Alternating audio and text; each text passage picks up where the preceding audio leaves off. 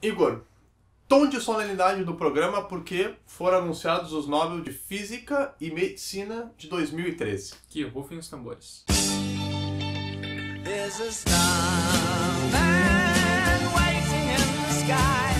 He'd like to come and meet us, but he thinks he'd blow our minds. While he told me, let the children use it, let the children use it, let all the children do it. Comunicado. A Academia Real de Ciências da Suécia decidiu conceder o Prêmio Nobel de Física de 2013 para François Englert e Peter Higgs pela descoberta teórica do mecanismo que contribui para o nosso entendimento da origem da massa das partículas subatômicas e que recentemente foi confirmada através da descoberta da partícula subatômica correspondente pelo experimento Atlas e CMS no Grande Colisor de Hadrons, o LHC, do CERN.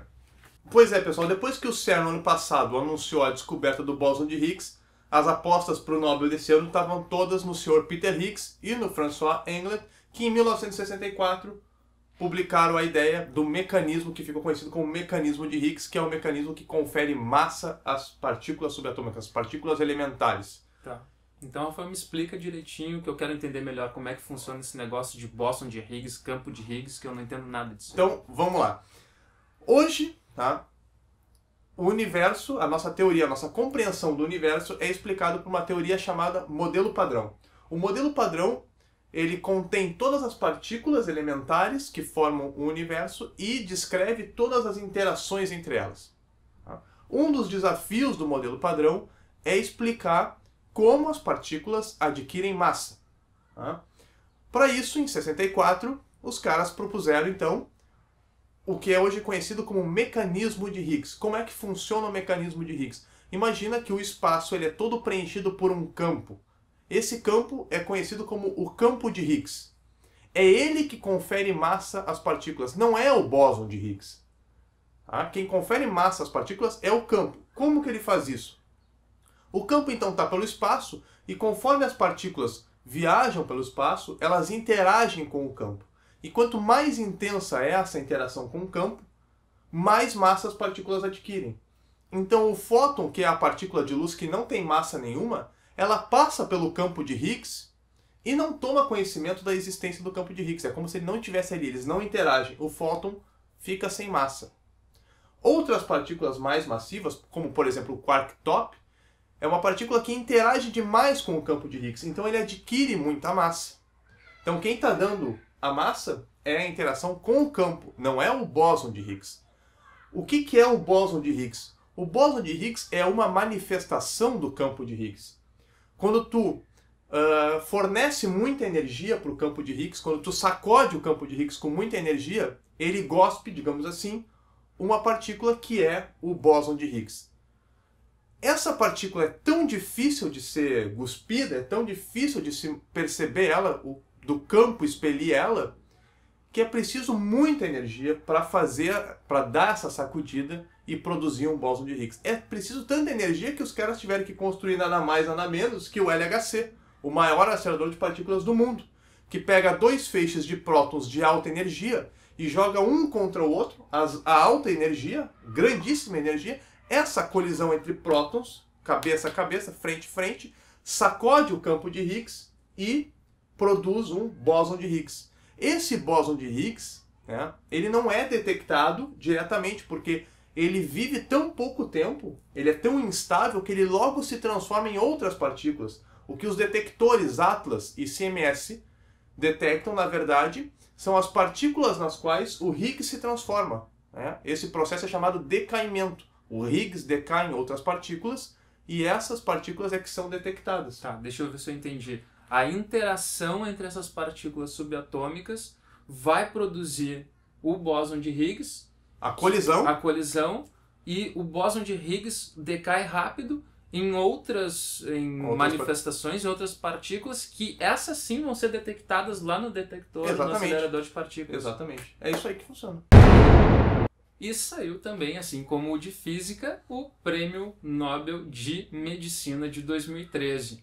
Só tem uma pergunta. Por acaso o Prêmio Nobel de Medicina revolucionou a tua visão do universo? do Sim universo ou não? celular. Ah, do universo. No universo Ah, celular, tá. em cima do lance. Tá? E outra coisa, por acaso, o prêmio Nobel de Física, de Medicina, envolve a construção da maior máquina mais complexa já construída pelo homem? Pelo homem não, mas pela evolução, pela natureza, olha só, que é a se saiu célula, bem. que é, Se saiu bem. que é a célula, que é a menor unidade de vida do planeta. Ou seja, enquanto tu tá explicando o universo, eu vou explicar como é que se deu a vida, que é tão importante quanto, porque senão a gente não estaria aqui hoje falando de descoberta do universo, então não interessaria nada disso. Então o Prêmio Nobel de Medicina está dando razão para a existência do Prêmio Nobel de Física. Entendi. Tá bom. Viu só? Então vou explicar para vocês o prêmio mais interessante dos prêmios Nobel que eles vão divulgar, que obviamente é o da medicina.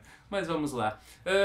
3 caras vão levar esse prêmio Nobel, já levaram na verdade, né? E ao contrário do prêmio Nobel de Física, não se sabia, eles não sabiam, eles foram acordados de madrugada com um telefone, com uma voz sueca e charmosa, falando que eles tinham ganhado o prêmio Nobel, e cada um mais ou menos embolsando aí cerca de R$1 milhão, mas isso é o que pouco importa para eles, porque o que eles querem é o bem da ciência, olha só. Verdade, é por isso que eles estão lá. É por isso que eles estão lá. Então, esses caras são o James Rothman, da faculdade de Yale, da Universidade de Yale, o Rand Checkman, e o Thomas Südhoff. Esse último é um alemão, esse último da faculdade da Universidade de Stanford, então todas as universidades norte-americanas. Esses caras descobriram, na verdade, desvendaram um mecanismo de transporte de vesículas dentro da célula.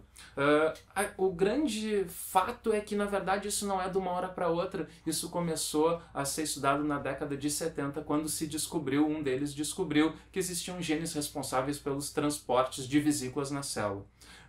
Para tu imaginar melhor um pouquinho do que eu estou falando, pega aí na tua cabeça uma grande metrópole, imagina que tem várias ruas e vários automóveis, vários ônibus, veículos automotores em geral, passando para cima e para baixo. Isso seriam vesículas que estão nessa tua metrópole, que é a tua célula, indo para cima e para baixo, largando passageiros, largando vesículas, largando coisas que tem dentro dessas vesículas em locais determinados e numa hora determinada. Pois é, o que os caras fizeram foram determinar, primeiro, que existe esse tráfego, né, de vesículas na célula e que por onde cada uma dessas vesículas deve percorrer o seu caminho e em que local deve largar as suas produções, o que tem dentro dessas vesículas. Em que local e que hora também? Em que local e que hora. Então, o terceiro cara, agora, as últimas pesquisas, o cara descobriu, através de pesquisas com neurônios, células nervosas, que essas vesículas, além de serem largadas,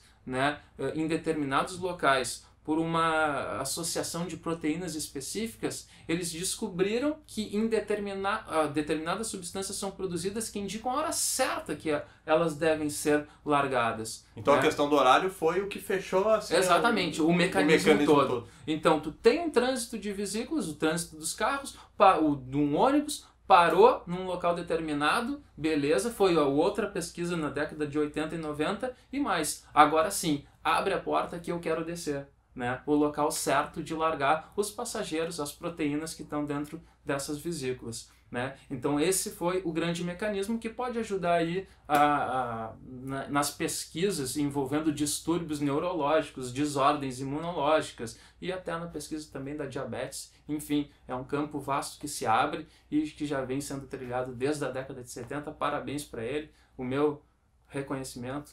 O meu reconhecimento também, mas a minha alegria toda fica com o Sr. Higgs, porque, cara, o universo não tem, velho. O universo é muito mais, muito melhor, mas muito mais do que o... É a vida que faz a gente sentir isso que ele tá sentindo. Né, a chama eterna. Me vem com essa filosofia barata aí, mano.